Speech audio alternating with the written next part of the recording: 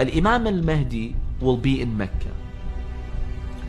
313 of his close companions will be gathered around him in the Grand Mosque in Masjid al-Haram. Allah subhanahu wa ta'ala will bring them to the Imam. So this is his closest inner circle.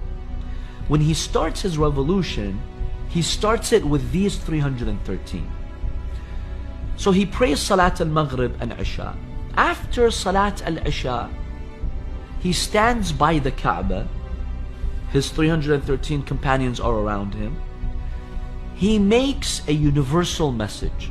He gives a speech in Masjid al-Haram. We have the content of the Imam's speech documented by our Imams. They have told us, foretold us what he will say. I am the replica, the remnant of the prophets. If you want to see the Prophet Muhammad sallallahu alaihi wasallam, look to me. If you want to see Ali ibn Abi Talib, look to me.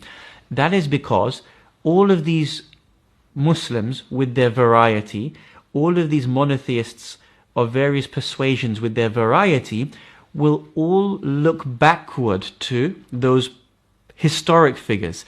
The Imam will use that to his advantage to state, whatever you believe about the greatness of Musa alayhi salam as a Jew, whatever you believe about the profundity, the supremacy of Isa alayhi salam as a Christian, I am that in its entirety, not partial, in its entirety. So look to me for that justice.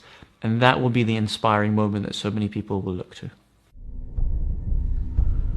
According to authentic narrations, when the news of the Mahdi's return reaches the Sufyani in Syria, he will order his army to advance from Medina towards Mecca, with the hope of assassinating the Mahdi.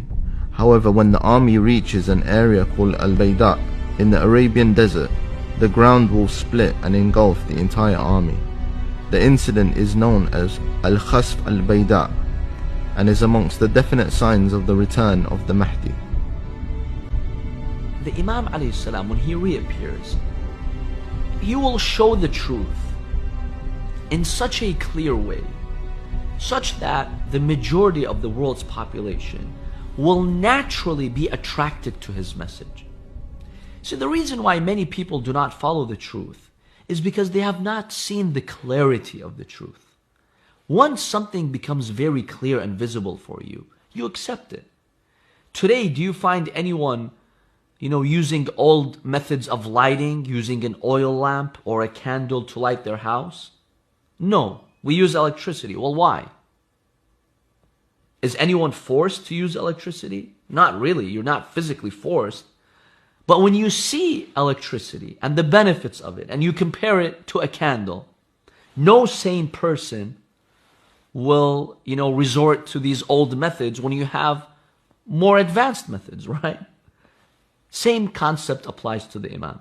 When people see the beauty of his message, when he calls to the oneness of God, to the beautiful teachings of the Quran, to that global, unified, just government, people will naturally follow him. The literature concerning the Mahdi's arrival is explicit when describing the battles that he will fight. One tradition from Imam al-Baqir states that there will be 13 cities and tribes whose people will wage war against the Mahdi, including the people of Mecca, Syria and Basra. Unfortunately, this has meant that some people have misconstrued the Mahdi's mission, labeling him a violent, power-grabbing warlord who will simply lead his army to kill those who refuse to join him. But just how far is this a true depiction of the mission of the Mahdi? Will he rise up and govern in a way which closely resembles the various other intolerant strands of Islam that we see today? Will the Mahdi rely on the sword to ensure Islam prevails above all? مسألة أنه يذبح